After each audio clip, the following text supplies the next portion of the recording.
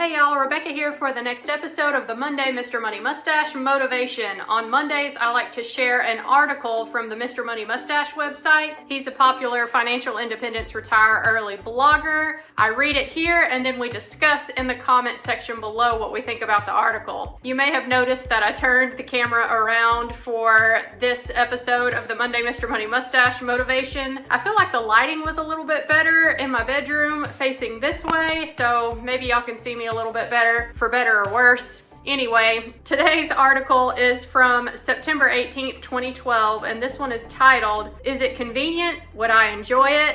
Wrong question." And as always, I have these articles linked in the description box down below if y'all would like to learn more about Mr. Money Mustache or check out his website.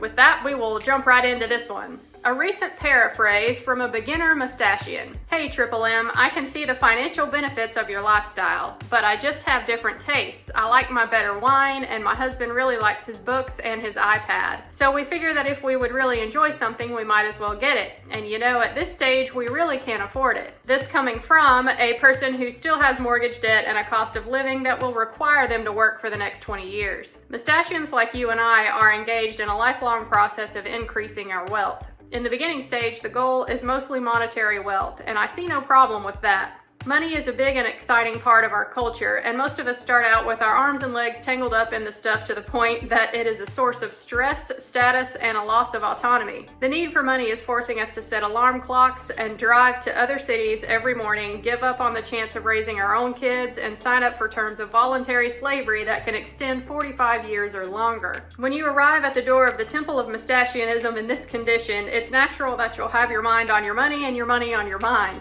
But as powerful as the problem of money seems to a beginner, there really is a solution. Applying the principles of this blog or many of the other books and websites on financial independence will almost certainly make you wealthy enough to be free from the need to work for money in a reasonable amount of time. But then what?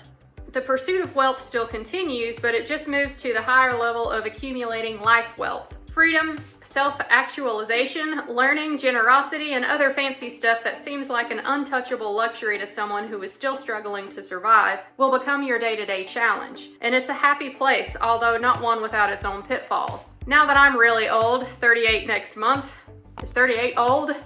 I've had a chance to study both sides for quite a few years, and there really is a pattern that shows up as people transition from desperate consumer to seasoned retiree. That pattern could be summed up like this: getting rich is more mental than it is tactical. When people first start reading up on how we're all becoming rich here, their first questions are ones like these. How can I possibly live on 50% of my income, or 25%? How can I cut costs? What are your top 3 tips? Why is your electric bill a third of mine and your grocery bill half? How will you pay for your health care, your son's education, valuable travel experiences? They're all good questions, but you'll notice that they are tactical in nature. People want tips and recipes for saving money. Solid tips are valuable resources, but they work a lot better if they are combined with changes to your mind that make the tips turn into real improvements in your lifestyle, rather than temporary deprivations, which are simply means to the end of getting more money in the bank. What do you mean, changes to my mind? We're all born with a certain mind, and it's fixed for our whole lifetimes. I just want the money-saving tips, please, Mustache.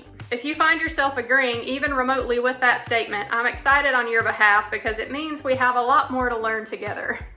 Even if you've never heard of the ancient art of controlling your own mind, that doesn't mean your noggin is an untouched virgin which has never been modified. It just means that until this point, someone else has been doing all the controlling. Your cultural values and beliefs, your attitude towards hard work and struggle, and virtually all of your desires to own anything, from a certain style of house to a vacation destination, have been programmed into you by the outside world. Most of your desires are not your own. To balance the scale a little, all you need to do is understand that you can program your own mind in completely the opposite way. You can build habits, you can eliminate most of your irrational fears, and you can even eliminate most of your irrational desires. The idea of programming your own mind is extremely powerful, and it has been practiced since even before the ancient Greeks. See Stoicism. And it's relatively easy to do. And yet it's a practice so rare that the standard Joe consumer type will think you're a magical superhero if you have the ability to do it. Don't believe me? Check out this quote. A man is rich in proportion to the number of things he can afford to let alone. Old-time mustachian H.D. Thoreau, 1817 to 1862. Is this antique folksy wisdom that no longer applies in the modern world now that iPads have been invented? Or is Thoreau actually a mind control badass who figured something out that most people who have come after him have forgotten? The answer is, of course, option B. You really are rich according to how many things you can train yourself not to want. But note that this is completely different than just perpetually wanting things and aching inside every time you can't buy them. It's a much more powerful skill. One of my friends has a $75,000 boat. I have more than enough money to buy a boat just like his and park it next to him in the marina. I wouldn't even have to come out of retirement to be able to afford this purchase. But yet somehow I don't even want the boat. Even with 10 times my current wealth, or 1,000 times, I still would not want the boat, or a luxury car, or an even bigger house. The freedom from desire is actually making me richer because it allows me to focus on things other than things. And as it turns out, wanting less is an age-old recipe for having a much better life. But to believe it, you need to have control of your own mind first. So let's start getting some of that control right now with a couple of examples. Let's suppose you want the latest iPad. You want it because it's convenient to be able to look at pictures and websites and books and play music around the house. Sure, you already have other computers that do those things, but the iPad is special because it lets you do them while holding it in one hand sitting on the couch. Wow, that couch is pretty convenient too, isn't it? It's comfortable, enjoyable, convenient, and joyful to sit and lie on your couch. In fact, wouldn't it be best to just lie on that couch all day? Forever? Yeah. Maybe you could even hook it up with a catheter and a bedpan, and a friend or a robot could bring all your food on the couch too. With each release, the latest iPad could be delivered to you, and you'd have the most convenient and comfortable and effort-free life ever. Maybe you were with me for the first bit of that paragraph, but it probably lost its appeal by the time we reached the end, right? And indeed, with proper understanding, almost any consumer purchase and almost any bad habit these days, beyond the necessities, should start to sound like a catheter and a bedpan to you. I really like my Land Rover, and I deserve it because I'm a big executive now. It's much faster than biking those 5 miles to work, especially since I don't want to arrive at work all sweaty. And it's much more convenient than a compact hatchback because you don't even have to bend your knees to get into the driver's seat. And you no longer have to wait a whole 10 seconds to accelerate to 60 miles per hour because it has a big enough engine to pull its enormous bulk to that speed in only 6 seconds. Would you, by any chance, like a catheter and bedpan to go with that? I like running my AC at 72 degrees because it's just so nice to come in out of the Texas heat into a fresh, cool house. Then I do the laundry and use my electric clothes dryer to get crisp, hot clothes ready to wear without all the hassle of hanging them up to dry. If only your clothes were equipped with catheters and bedpans, then you'd really be set, wouldn't you? We could go on and on with this theme, and you're welcome to do so in the comments because I find it pretty funny. But the bottom line is, virtually everything we buy is actually a form of false happiness, a slippery slope that ends at the catheter and bedpan. And the earlier on that slope that you catch yourself, the richer and happier you will be. Mental exercise. The next time you really want to buy some sort of treat for yourself, whether it's a latte or a Mercedes, try the trick of not buying it instead. Mockingly offer yourself a catheter and bedpan as a substitute. Then, over the coming months, make a note of your feelings of desire for the item that you skipped. How do you feel about not owning it? Are you happy? What are you doing with the time and money that would have been spent in acquiring that item? How do you feel about the accomplishment of voluntarily controlling your urge to buy something? Do you feel more in control of your life in general? Repeat the experiment with more items over time and note the change in your feelings. Once you master this basic mental framework, you are truly ready to breeze through the tactical aspect of getting rich. Now that you know that virtually no purchases, regardless of their convenience or enjoyability, will actually make you happier, you can instead make the decision based on whether or not you can afford it. You just need a new definition of, can I afford it? If you still need to work for money, or at the very least, if you're not saving at least 50% of your take-home pay, you cannot afford it, where it is anything. In certain cases, you will still buy things you can't afford. Groceries are a good example. A bike is another one because, like all good investment, it earns you money rather than costing you. Housing, clothing, and plain old fun with your friends and family are also worth buying when you can't afford them. But your decision-making process will simply be made differently. You'll be maximizing the lifetime wealth delivered by each spending decision rather than convenience or short-term pleasure. You'll have more fun in both the short term and the long term. You just won't have as much of that catheter and bedpan convenience we've all been spending our money on up until this point. Only by gaining control of your mind and the conveyor belt of false desires it serves up can you get true freedom in your life. freedom, unlike convenience, can really bring happiness. It's a bit dizzying and maybe even a bit difficult, but once again, it's the good kind of difficulty. So who's up for some difficulty? All right, y'all.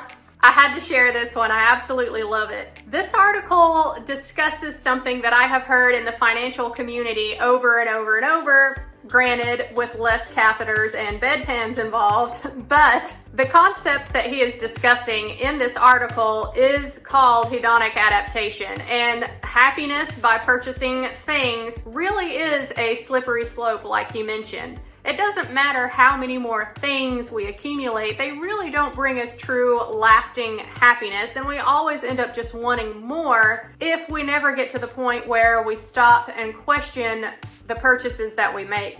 This is another reason why you hear on a lot of financial channels that when it comes to making a larger purchase in your life, they'll recommend that you sleep on it for a night, sleep on it for a week, a month, longer if you need to. If it's a really big purchase, really take some time to sleep on it, think about it, and then, like Mr. Money Mustache suggests, come back to it a couple months down the road or longer and think, do I still really want that thing as bad as I wanted it when I first started thinking about making the purchase?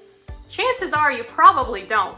And a good example for me in my own life as far as this article is concerned, y'all, this time last year, maybe the year before, if I remember correctly, I got the fever pretty bad for wanting a Tesla, and I tried to justify it in any number of ways to where I could possibly convince myself to get that Tesla and make it seem like it was a good investment for me somehow, but y'all, the math does not lie, and a Tesla is not something that I can afford right now. So that's one large purchase that I am glad I did not get. And as far as Tesla goes, now they've announced that they're going to come out with a $25,000 model vehicle. That seems a lot more reasonable to me, so, I'll be keeping an eye on that for the future. Another example from my own life of a purchase that I did make and did not sleep on and thoroughly regret is the bed that this camera is balanced on right now. Y'all know, if you've been with me for a long time on this channel, I purchased this bed on 0% interest, granted, but I still paid way too damn much for a bed, and I completely justified it because I thought if it would help me sleep better. I'm a third shift worker. I need good sleep. That is true, but you do not need to spend near $10,000 on a bed, ever.